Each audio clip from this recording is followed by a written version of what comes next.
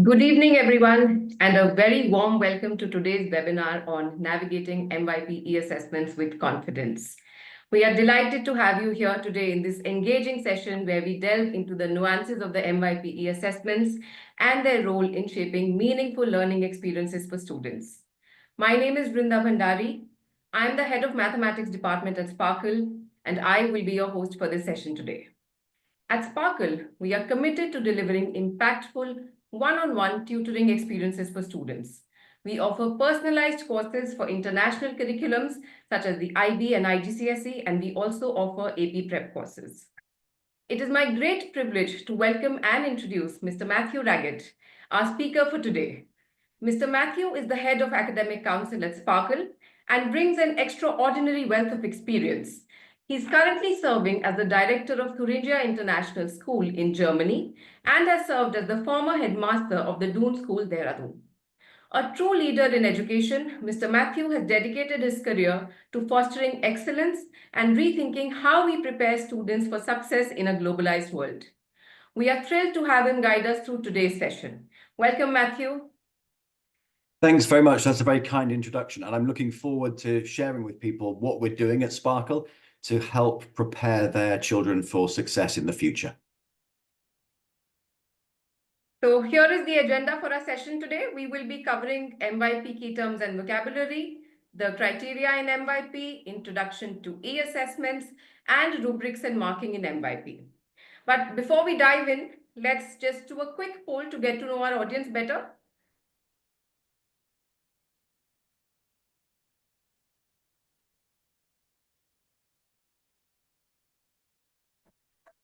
So it would be great if everybody just quickly does this poll.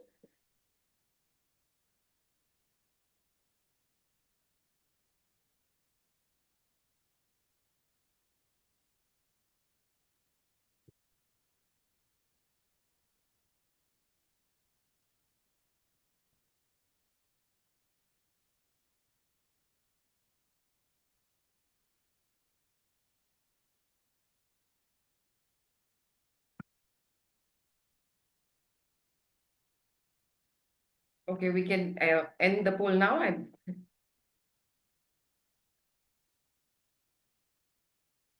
Okay, so we have a fair bit of audience comprising of students and parents and also educators. So welcome everybody. And we hope the session will be useful for everyone in the audience. So first things first, the whole of IB and MYP landscape is full of jargons and terms that are not something that we commonly hear. So how about starting with decoding some of these terms for our audience today? Yes, let's do that. So MYP is the middle years program. This is for students aged 11 up to 15, 16, so up to end of grade 10. And like anything that's new, like any organization, like any exam board, like any company or even family, we've got our own vocabulary. And this is something that our students are learning every day in the school. It's something that our teachers are using, something that at Sparkl we're using with our students when we work one-to-one. But as parents, it's a new vocabulary. It's difficult and we don't hear it all the time. So let's have a think about these. So command terms is an expression that we hear used. Command terms are those words at the start of a question that tell us exactly what we're going to be doing. So for example, we can use words like describe, write down, explain, discuss. And in English, we can use those words almost interchangeably. But in the MYP and in the DP, they have a very specific meaning. If we have to write down, we just write down the word or the sentence. If we have to discuss, we look at two sides of a potential argument. And if we're asked to evaluate, we make a judgment. So these command terms tell us exactly what we have to do. The word criteria. So this is a set of aspects of what we call mastery. These are the things, the areas in which we are expected to grow and learn. So for example, in mathematics, we have the criteria of knowing and understanding. We have the criteria of communicating or investigating patterns. We'll look at some examples of those in the future. Rubrics, This is almost like a table that tells students and teachers exactly what they need to be able to do within each criteria. So it's a sentence that describes the level at which a student is working. So, for example, a rubric might say that a student can apply simple rules with a teacher's help. That's one level of working. The next level of working is they can apply simple rules without a teacher's help. Or then the next level, apply complex rules themselves to new problems. So they tell us what we're expected to be able to do within each criteria.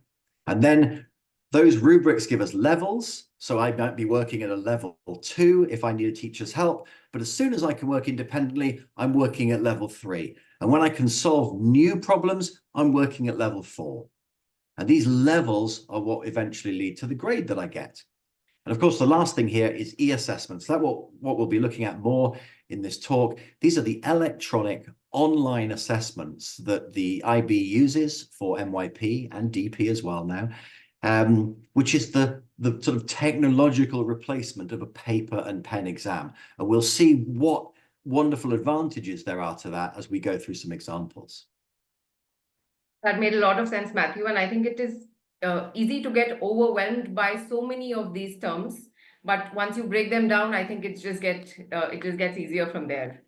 So now that we have explored some common terms associated with the MYP, let's take a deeper dive into them.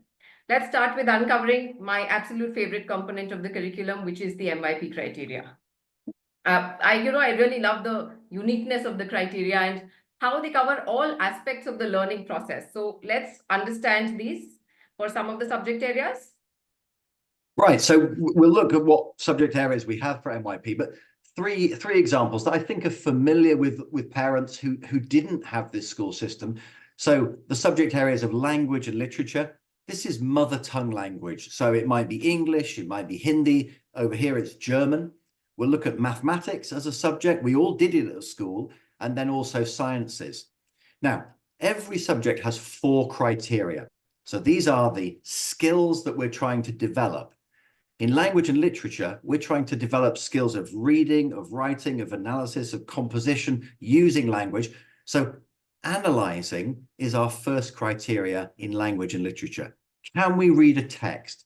Can we pull out from that text meaning that's useful to us to help understand what's being said? Criteria B is organizing. Can we arrange our thoughts in a way that's coherent so that somebody else understands? Criteria C in language is producing text. So am I able to write down text for a particular type of audience? Can I be persuasive? Can I be argumentative? Can I write to a younger audience or perhaps to a formal audience like a university or to a newspaper? And then criteria D is using language. Can I choose the right words to pitch a particular idea? How's my vocabulary? Is it meeting the requirement of the job that I'm actually doing? I might use very simple vocabulary when I'm sending a WhatsApp message to my friends, but I wouldn't do that in a job application. With mathematics, criteria A is knowing and understanding. Now, I think that when you and I were at school, you in India, me in the United Kingdom, this is what mathematics was. It was only knowing and understanding. Can you get the answer right? But there's a lot more to mathematics. And the MYP courses are trying to get students to think like mathematicians. So criteria B is investigating patterns. Can I spot trends? Can I understand sequences or the way that shapes behave when you rotate or repeat them? And of course, patterns are what we recognize in the outside world. Financial markets are based on recognizing patterns. Criteria C in mathematics is communicating. Now, I don't think I did much communicating when I was at school in my math class. I just had to write the answers down. But can I use the language of mathematics properly? When I use the word proportional to, do I really know what it means? Am I using it in the right place? Should I use the word correlate? Should I use the word related or relationship? And am I using my symbols correctly? Mathematics is another kind of language after all. And then applying maths in real world context. Now, this is something that I just didn't do at school. My science taught me how to apply mathematics. But nowadays we recognize that actually, if we can't see what's relevant or useful in maths, then really what's the point? So almost every question that we get asked now is framed in a real life example. And I know that my daughter really struggled with mathematics at school, but because she did an IB program, she was rewarded for pattern recognition and real life application. She designs textiles. That's just patterns. And as soon as she could see that's how maths works in real life, then all of a sudden she's able to achieve in mathematics. Science is again inquiring and designing as a criteria. Can I ask a good scientific question? Can I design an experiment that will give me results? And then when I get those results, criteria C, processing and evaluating. Do I know what to do with them? Do I understand that there's some uncertainty in my results? Can I recognize the consequence of that uncertainty? And then criteria D, reflecting on the impact of science. We can do these amazing things scientifically. We can use nuclear energy to provide electricity for us, but we can also use nuclear weapons to do the most awful things. And looking at the distinction and even the ethics of what we do in science is another important part of these criteria. And we're also learning here to be better people, better teammates, better communicators. I think that it took me years to learn some of these skills going through school and university and then teaching it. We're encouraging our children to do it earlier because they can if they learn how to. I absolutely agree with you, Matthew. And it is indeed fascinating to see how the MYP criteria covers the entirety of the subject and applies it to the real world. So also, how these criteria are associated so differently with the different subjects. Like criterion A is mathematics is knowing and understanding, whereas in language and literature, it is assessed differently by the analysis of texts. So I think this is what makes the MYP framework so unique. Yeah, it is, isn't it? And of course, again, what the MYP and the IB is trying to do is get people to think like linguists, get people to think like historians, get people to think like scientists. And then you really have a better grasp of what you're reading in the world. How do you understand the news in the world? What politicians are talking about using resources? We've got a much better idea because we don't just know answers, we actually know where they're coming from. Yes, yes. So students have completely different perspectives and takes on all of these things. All right, now that we have understood what these criteria represent across different subjects, the next question is, how do we relate actual questions to these criteria? So let us take a look at the sample question. Yeah, so this is a lovely question from a mathematics exam. Fundamentally, this is a question about area. Now, you and I at school would have had a question where we were given a shape, we had to measure its side length, maybe, or we were told it, and then, do you know the area of this shape? Well, here we're imagining that we're renovating a room. The room has ceilings, floor, walls, it's got doors, it's got windows. We've got a time in which we have to do the renovation. We're being given a budget to do it. We're told what certain things cost. We're told what different materials we can use here. We've got brick tiles, we've got checkered tiles. We know how long those take, and we know how much the labor takes. And then there's two guiding questions, and you can see that the command term is written in bold. Calculate costed to complete the renovation and identify the relevant factors that you considered. Now, the students are being given a choice here where we're actually, we could do a very basic estimate and just imagine this is a cube, and then we could work it out. Or we could really be more careful, subtract the area of the door, subtract the window, then we work it out. We could look at alternatives, brick tile and floor tile. We could mix the two. We're actually making predictions and we're making decisions here as well. Now, this is what engineers and project managers do, but there's no reason that we can't do this in school. And it allows us to have a real life example where we're having to communicate our thinking and put our knowledge and understanding into practice. You know, that really sums up what the MYP assessment is doing, and also what we at Sparkl are helping our students practice doing, because it does need practice. Yes. And this is a fantastic example of a criterion D in mathematics, which is, of course, application to real life. You know, it is, of course, about being able to apply concepts to the real world.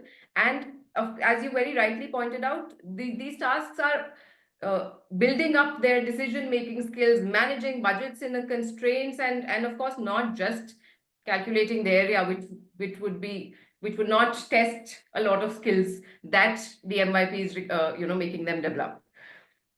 Yeah, it's So interesting, isn't it? Because there's less value to just simple knowledge these days, because I can just look stuff up, but knowing how to answer new problems, that's really important. True, I absolutely agree to that. And I think this example was very, very helpful. So, of course, understanding the criteria is important, but, you know, how we phrase our responses, as you also mentioned earlier, is just as critical. So this brings us to the next important segment of our session, which is the command terms. Right, so these are the words that instruct us what to do. So here's two examples where, you know, in everyday English, we might not be entirely sure what they mean. So calculate. If I'm told in mathematics to calculate, I have to show every step of my working, where I start, what I do next, what I do next. I have to make my thinking visible, and then I end up getting an answer. So that might be the first part of a problem. But later on, if I've already shown I can calculate, then I'm just asked to write down. If I'm asked only write down, I just have to put x equals 3. And then I probably move on to the next part of the question. What other command terms have we got examples of? Ah, yes, okay. Describe and comment. Okay, these are associated with communication. If I'm describing, then I'm setting out one thing after another, almost like a recipe. How would you do this? That's a full, detailed account. If I'm asked to comment, then I'm being invited to make a judgment about something that I'm told. So I have to give my reasons for that judgment, but I'm not taking every single step along the way. And I think in mathematics, there's about 30 command terms, aren't there, that we need to learn. But of course, over a few years of practice, we do learn these command terms. Yes, and especially, you know, command terms like verify, test, they are mostly, we would use them interchangeably in a day-to-day language, but they mean differently in the context of the question. And of course, I would just take a moment to add here that at Sparkl, we place a strong emphasis on command terms in all our sessions, because mastering them is the key to mastering the eAssessments. So I hope all the students who are attending our session have understood the relevance of the command terms, and you should be, you know, how well versed you should be with them. I think that when you and I were at school, Vrinda, we probably, you know, we loved maths. We probably stuck the equations on the wall next to our bed. We had those, but these days you want to be sticking the command terms up. Yes. and learning those, because you're actually given a lot of equations. You're shown the stuff you could look up. It's our skill at employing what we know and how we do it that matters more. Yes, I would absolutely agree to that. Okay, let's move on to the next and the most awaited segment of today's session, which is, you know what I'm talking about, Matthew, do you? It must be the eAssessments. This is the Yes. new thing to all of us, really, isn't it? Yes, it is the eAssessment. So let's see what eAssessments are all about and what subjects are they offered in. All right. Well, the subject, what we have in schools now for MYP under the IB, we have groups of subjects. So individuals and societies, that's subjects like history, geography, economics, business management.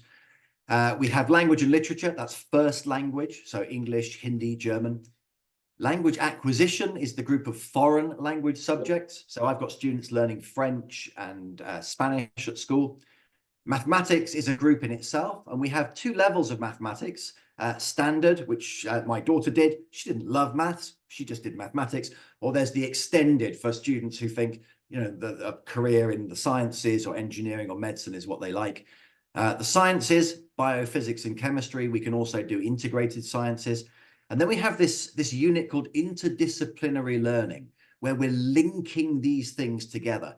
So an example might be a question talking about climate change from a scientific perspective. We might be looking at Amitav Ghosh's writing. He wrote The Great Derangement, all about how we describe climate change and how science fiction is the genre that might make this possible. So linking our knowledge together is another e-assessment unit. Yes, and now to see what the e-assessments look like and what are they, we'll begin with a video. On-screen examinations are part of the new, innovative, optional MYP e-assessment model. A custom-developed software platform is used to deliver the 2-hour-long examinations. Great care has been taken to ensure that the software is easy to use without training, and the design was well received in the early user trials. You can see the simplicity in the presentation of the information on the screen. The scrolling panel of questions has a look and feel familiar to those who use the internet every day. Right, and you can see on that screen, you've got features like a clock that's telling you where you are in the exam. You can see how many questions there are on the top right. You can see which question, how much you've done, how much you've not completed yet. You've got very clear panels with the questions, and you've got areas in which you're typing a response. And these are great questions for people who need to enlarge the text, perhaps when they're using the exam, and also for people who are a bit scruffy or like make mistakes and rub things out. You can use a backspace button. You can very clearly put your thinking into practice and move around the questions. They also said at the start of that these are optional e-assessments. Well, everyone's choosing to do them if they can.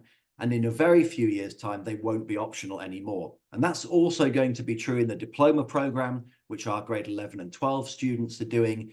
Over the next 5 years, every subject area will become only available on e-assessments. So this format of assessments will definitely be as common as mentioned in the video, for as common as using the internet. Okay, yeah. So we've looked at how e-assessments, what does the structure look like, and how would you say are they different from other e-assessment or other assessments that take place in other national or international curricula rather than just being, online? Right. Well, I think that if you think about the way we receive news these days, we grew up reading a newspaper.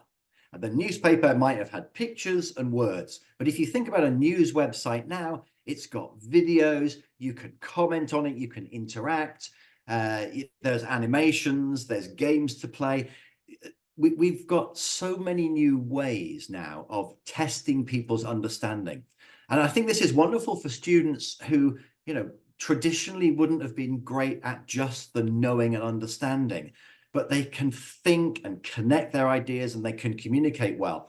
This exam allows every student the best possible opportunity to do as well as they can. So, in terms of their critical thinking, in terms of their problem solving, we're finding new ways that we can ask these questions. So I think you've got a very short video here again to show us some different things. MYP on-screen examinations are unique because they reflect best classroom practice. Typical summative assessments from MYP units are sampled, simulated, or replicated. The best preparation for MYP on-screen examinations is high-quality teaching and learning organized by the MYP unit planning process. And I think that, when we were at school, again, what we always used to do was get hold of past exam papers and just do them and do them and do them. Whereas revising for these things, you don't have to do the exams. You have to do the practice and preparation beforehand.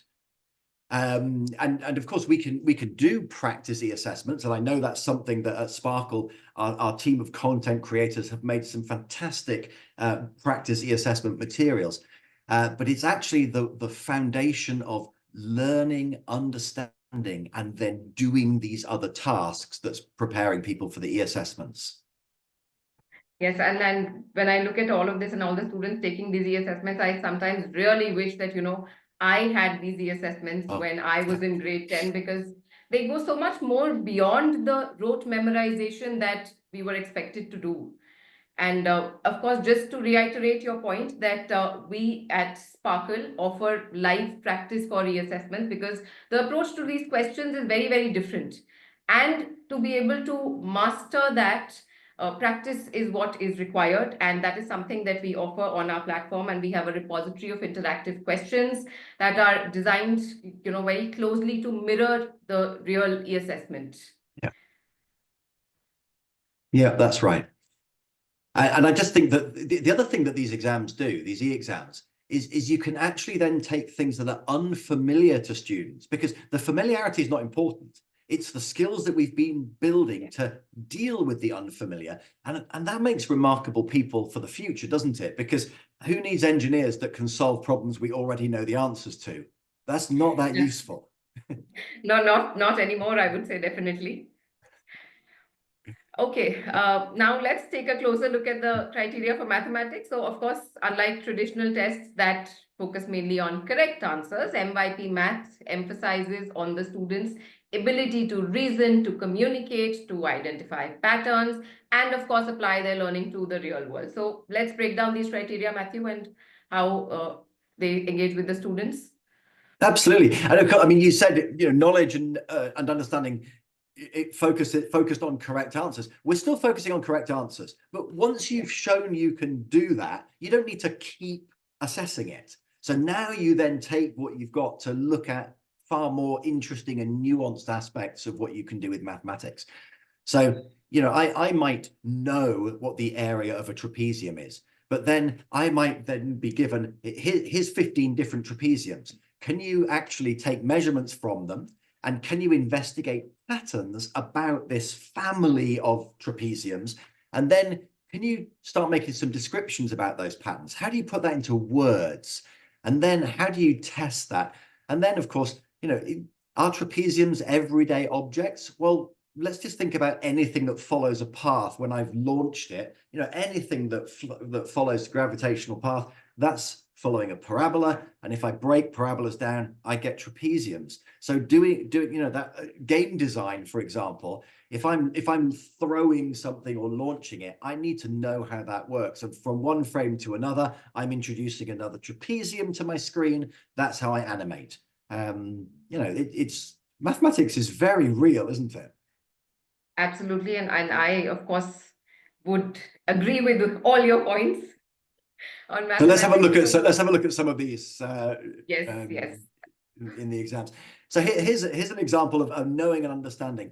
And I think that to parents, this looks familiar to what they might have been asked at school. You could write this on a pen and paper exam, although what you're being asked to do now is drag across the expressions. It says here, identify the three expressions. So you don't have to solve. What you have to do is just pick them and move them across to the other side of the table. So I have to look at each expression and think, do I end up getting 6x minus 5? Well, the first one there, top left, 10 divided by 2x is 5 over x. So that's not right. But the next one below, let's see, 2 times 4 is 8 minus 13. Yeah, that's minus 5. So that one I can drag across to the other side, and I've actually got that right. And then by doing 2 more of those, I've demonstrated sufficiently that I know and understand. So now I can move on to a more interesting question. Yes, so I think this would be more like setting the foundation for mathematics, and it just solidifies their understanding or the basics that are required to move up ahead in the curriculum. And now, of course, moving on, we've looked at criterion A. Let's move on to criterion B, which takes it to the next level where students use patterns and relationships.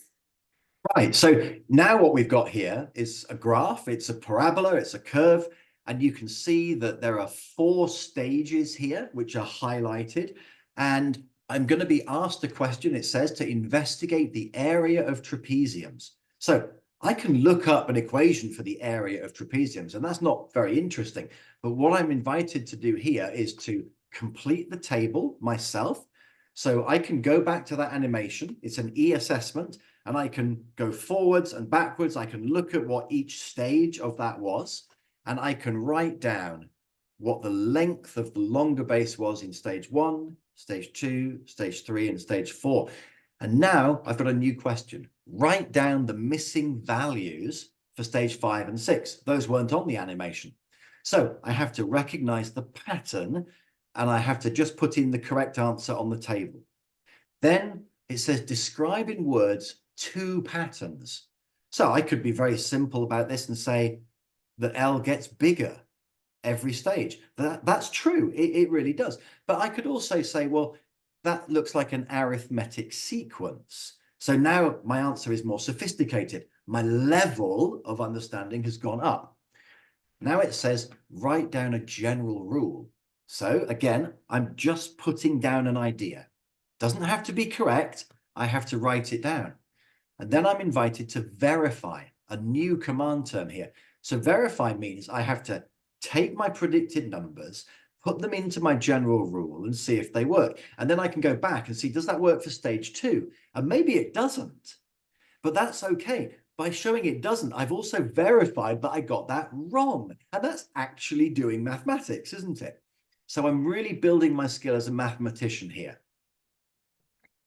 Yes, absolutely. So just further for our audience, we know criterion A is testing our conceptual understanding. And of course, this is about patterns. But what would you say is the relevance or the real world relevance of this to students?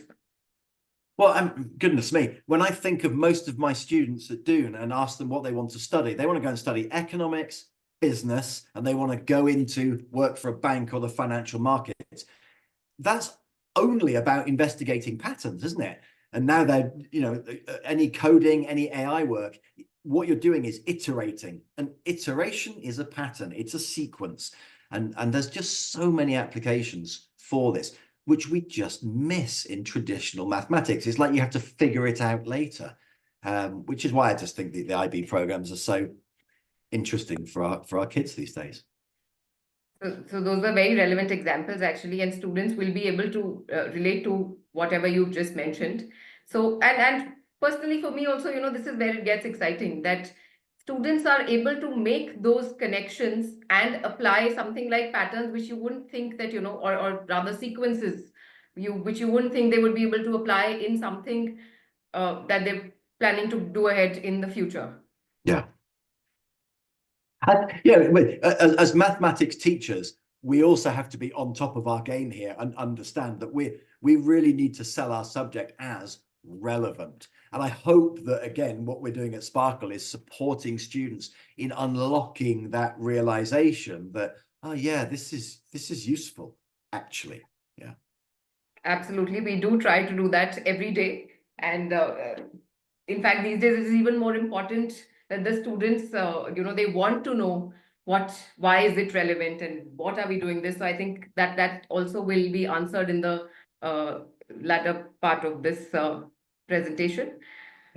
So moving on, of course, we've seen recognizing patterns is very, very important and relevant, but being able to clearly articulate mathematical reasoning is just as essential.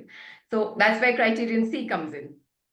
Right. So yeah, communicating. We didn't do this much at school in mathematics. We might have done it if we were lucky enough to do drama or had to stand up and read some Shakespeare from a book or whatever. But now you can see on the left, we're looking at how we use our mathematical language. So that's the language of symbols and script. So correctly writing a squared plus b squared equals c. You can see on the right, that's not how you write it. That's how certain types of calculators use symbols, but that's just because they didn't have screens in the past that you could have a superscript index on.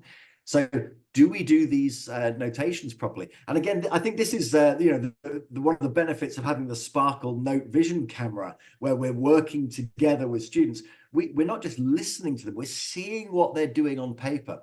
And writing stuff down is thinking out loud. We're seeing if they can communicate. I think the next slide is talking about that language now. So we're not just using symbols, but we're actually choosing our words. And when I'm asked to describe in words patterns, I can say all are multiples of 2. That's simple and it's true. But then I could say the trapezium side L forms a linear sequence. Now that's more sophisticated. And then I could even say with each consecutive stage N, the trapezium side L increases by 2. Now I've got a general rule with 2 terms in it. So the level of sophistication, and again, the level that I'm awarded in this criteria goes up and up each time that I use my language more carefully. So language is indeed very important. And as an examiner, I can say that, I often come across students where they lose marks, not because they don't know the answer, but they're not able to frame or structure their response very well. Yeah. And I think the e-assessment also helps here for people who find it difficult to frame. We're given a space to work in. And every time we press return, it goes down and back. And it just forms a very neat, very clear way of thinking. And again, that's why the e-assessments help to bring out the best in everyone. It helps me communicate too. Absolutely true. And just to add on that we saw in the previous slide where, we do require a lot of equation typing practice. So that is, I'll just take the opportunity to add here that is something again that we are offering at Sparkl, where we have live equation typing practice, which is where a lot of students struggle with because of the heavy notations and the terminologies that are used both in mathematics and in sciences. So criteria D, I think, is next. That's real life Criteria examples, D isn't is it? next. Absolutely. Here we have criterion D. Let's start with this video.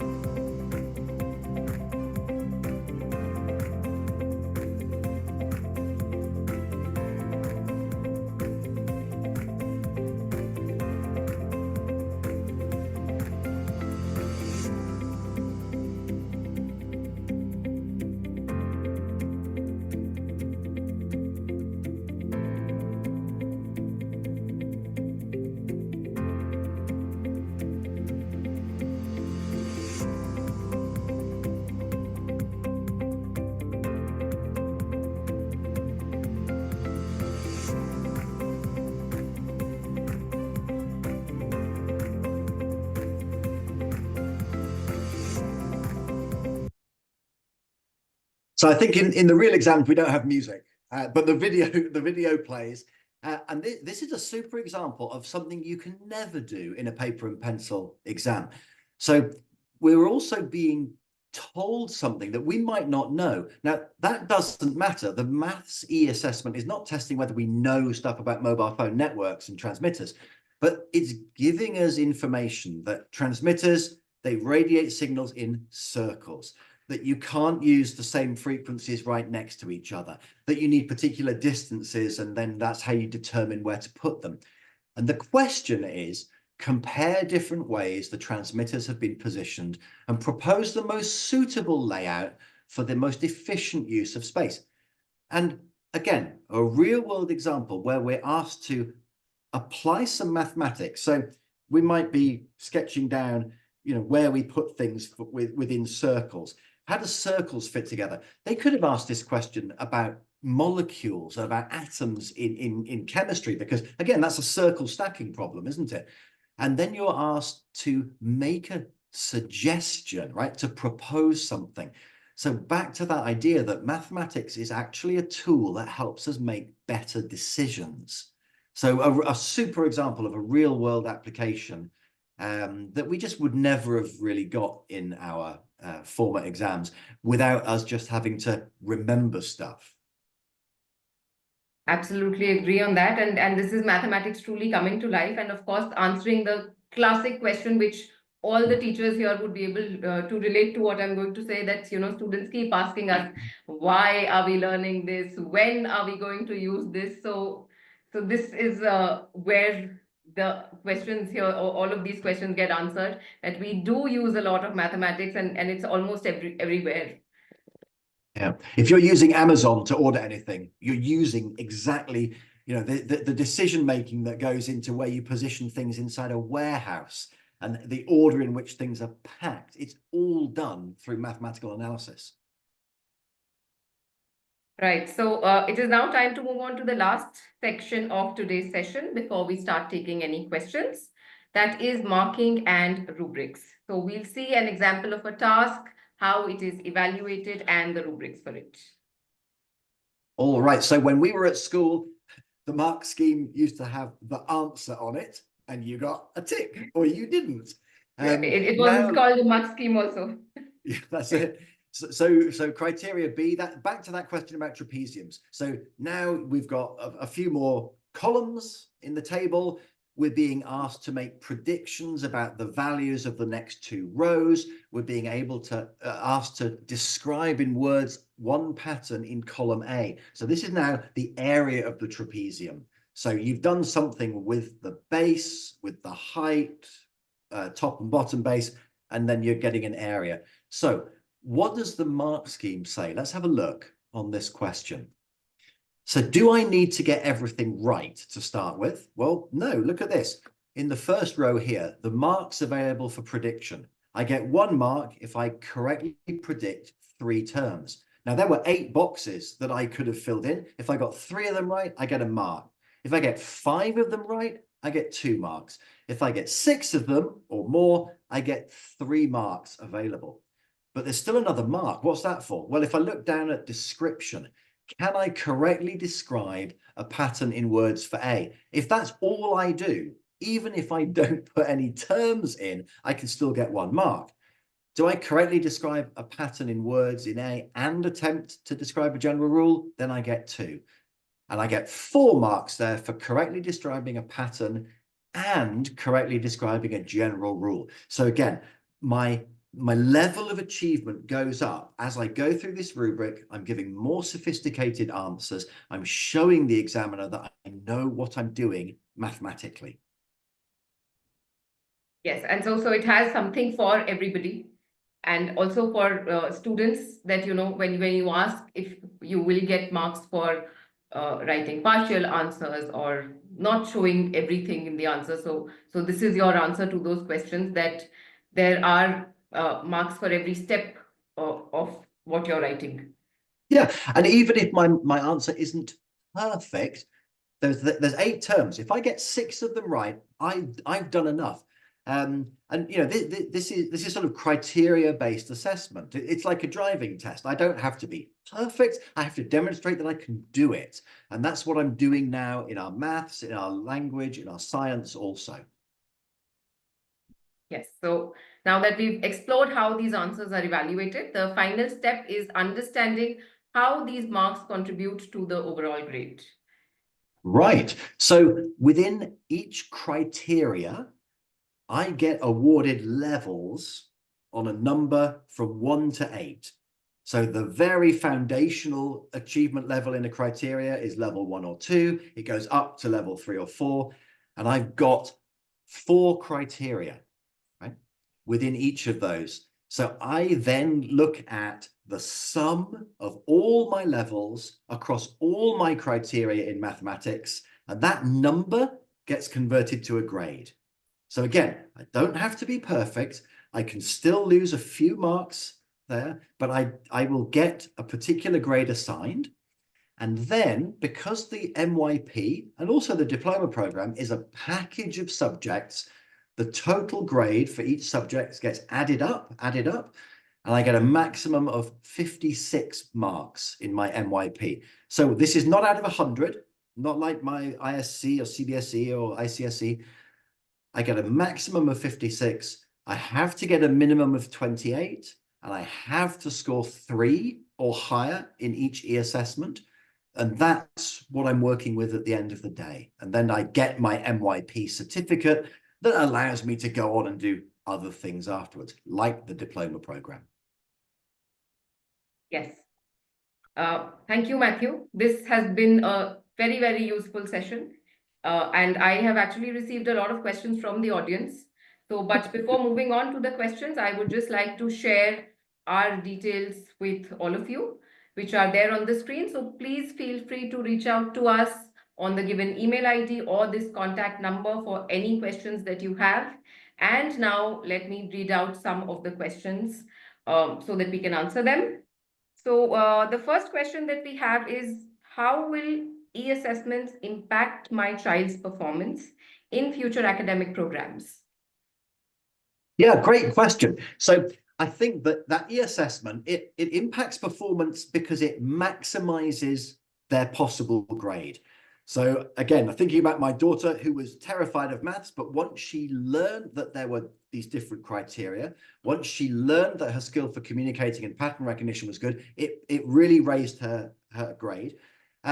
If you're going into the diploma program afterwards, those are going to be e-assessments in the future. And I think more and more, you know, when I look at I've got two sons at university, one's just finished his master's, all of his assessments were e-assessments. They're all online. Very few people are using pen and paper exams. And I mean, just look at the world of our work. I don't think, I mean, I like writing notes, but I don't record anything formally on notes. It's all done electronically. So it's just good preparation for our futures, isn't it, in that way? Yes, yes. And of course, everybody is moving to this side. Okay, so we have more questions. Where can we find IB past papers to solve for practice in all the subjects? Right. So the IB, it doesn't make all of its materials publicly available. It's a brand after all. So it's behind a paywall in that sense. And the paywall is open to schools. So it's actually your child's school that has access to all of the past papers. Now, they will want to keep some of those for their mock exams. They'll want to keep some of those for other types of assessment. The advantage of working with Sparkl is that we've got some real expert subject knowledge people and some great content creators who are taking IB style questions and making practice exams that are, you know, very, very similar to what our children are going to be seeing when they do the real thing. Right. So we have another question from Kirtika, who's asking, how do we prepare for e-assessments? Yeah, good question. Now, e-assessments are done towards the end of your MYP. The preparation really is the work that you're doing along the way with your teachers, with your one-on-one tutors through Sparkl, whatever you're using to support. You can't, these are not exams that you crack like some of the competitive exams that we have in India. These are exams that you practice for and work for by looking at all of those criteria, all of those skills that you're using. So it's less of a focus on the exam and more of a focus on the development of the skills that you need. That's what we're doing together. Yes. And I think we covered a lot of those skills and how to deal with them through the session. Okay, we have another question from Anaga. She's asking, are students allowed to write their e-assessments on personal laptops? So the software that the IB has developed means that you can do it on personal laptops because it locks out everything else whilst you're using it. Now, many schools will rent laptops to do this because it just makes the administration easier, but it's been designed so that it can be done anywhere in the world on any device using this beautiful format, which then locks everything else out for the duration of the exam. And then it's controlled by the teacher or the examiner's laptop at the front of the room. Okay, thank you. So Pooja is asking, is it possible that the student doesn't get an MYP certificate after taking the exams? Well, yes, it is. It is possible. Like any exam, there are people who might not do very well on it or perhaps need another chance. Now, it's possible to resit an e-assessment twice after taking the first e-assessment. I've not seen it happen very often. I know that I had a student at our school last year who didn't get their e-assessment. And the reality is that they struggled. They found a lot of it tough, and it went into a program after the 10th grade, which you can do in Germany, which is go on to an apprenticeship. There are other pathways that work for people. But I think as a pathway that maximizes performance, the e-assessments are a very, very good way of doing it. And the MYP is a very, very good foundation for the skills that we need our next generation of adults to have. I suppose the other way of looking at it, Vrinda, actually is, are there students who perform better than you imagine on the e-assessments? And the answer is yes, they do. Because in a traditional version of just knowing and understanding, they'd have struggled. That's my daughter. But actually, the e-assessment and the MYP allowed far more success, which then, when you go on to the next stage, and of course, you're choosing fewer subjects in the next stage, you've got a little more choice about what I enjoy, so long as your parents aren't making you do things that you don't enjoy. And that leads to more success as well. You're absolutely right. And I have seen students transition so beautifully to the e-assessment and develop the skills throughout the MYP journey. Yeah. So we have another question from Raghavan. So is there any deduction if we have made a grammatical error or missed a punctuation?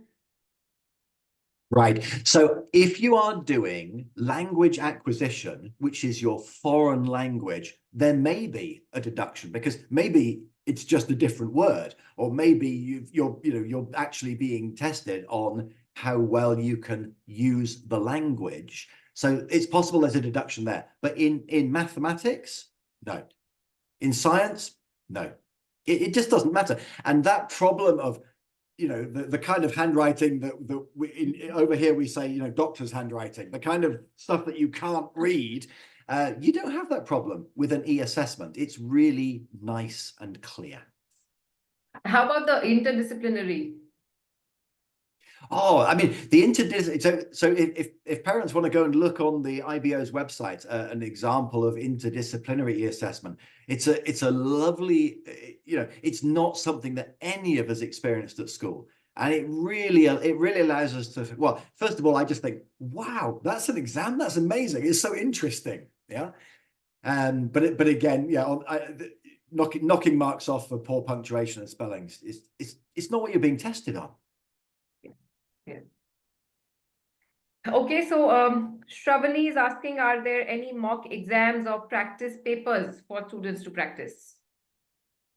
Okay, again, that's a question about going back to the school that your child is at. They've got the access to the sort of back end of the IB, where they've got specimen papers for things. They've got past exam papers that go back for years, although sometimes the course changes and the content changes a bit. So those papers are not 100% relevant, but they're 90% relevant.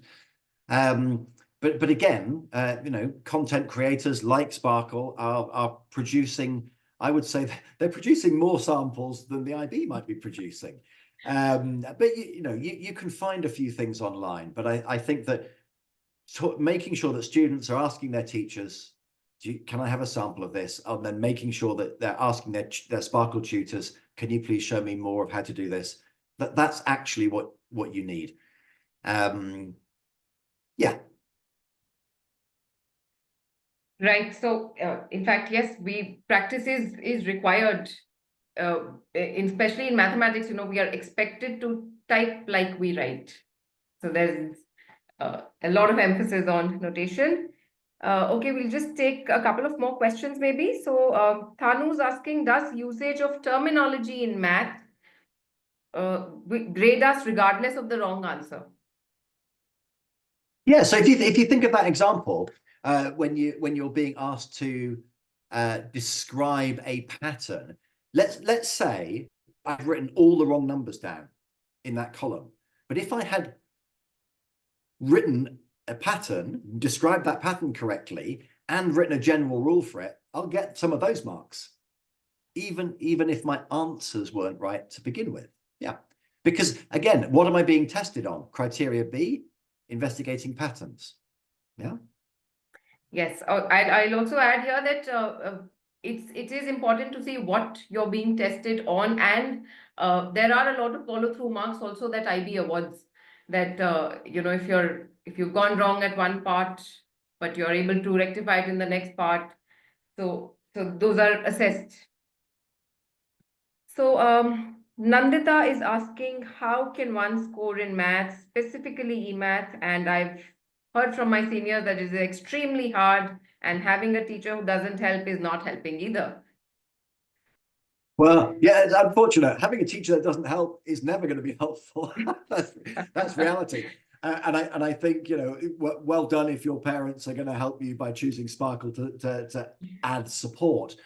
But again, there's plenty out there for you to practice on, and our students, we've still got textbooks or e-textbooks for these things. Those books have examples in as well. Yeah, so I think that's gonna keep us going. Yeah, and actually the key to success. Yeah, teachers are enormously important in success, but actually it's the work that you are prepared to put into your success that matters more. I keep telling my students and parents at the school that school is like a gym membership.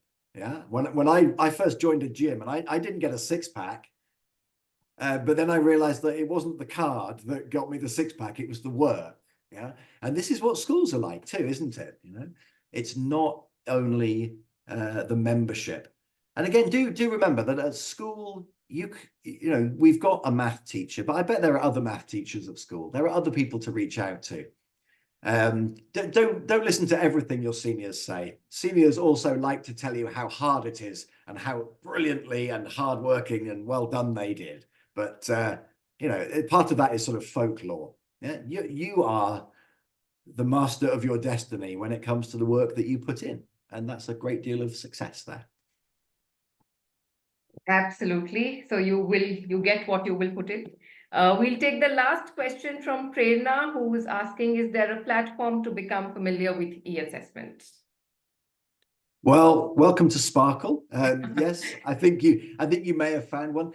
Yeah, again, the schools will be running mock or practice eAssessments. We run practice eAssessment sessions with content that we've made, but again, you don't have to do a whole e-assessment to do the practice. You can practice elements of those questions. So you can still practice on pen and paper. Yeah, it's not going to do you any harm. The knowing and understanding, the pattern recognition, the communication, you can do all of that with pen and paper and grow. And then we all know how to type, and we all know how to use a computer and an interface to answer the questions. I saw someone else ask the question about, is this great preparation for DP? Absolutely, it's great preparation for DP. But again, it's not the assessment that's the great preparation. It's the program that's the great preparation as well. Yeah. It is absolutely the entire journey. And of course, the IB curriculum in itself is so holistically designed that it caters to every aspect of not just academics, but otherwise. All right, that was all with respect to questions. So thank you all for joining us today and for your very, very enthusiastic participation. A special thanks to Mr. Matthew Raggett for sharing his invaluable insights and expertise. So at Sparkl, we are committed to fostering innovative and impactful learning experiences that are completely personalized. We hope this session has given you practical tools to navigate the MYP eAssessments with confidence. If you have any further questions about MYP, the eAssessments, or if you're looking for tutoring options in mathematics and sciences, please feel free to reach out to us via email or WhatsApp that you can see on your screen right now. Thank you once again, everyone, and we look forward to seeing you at our future events. Thank you, Matthew. You're welcome. Thank you, everybody, for putting in some time and learning with us together. See you again.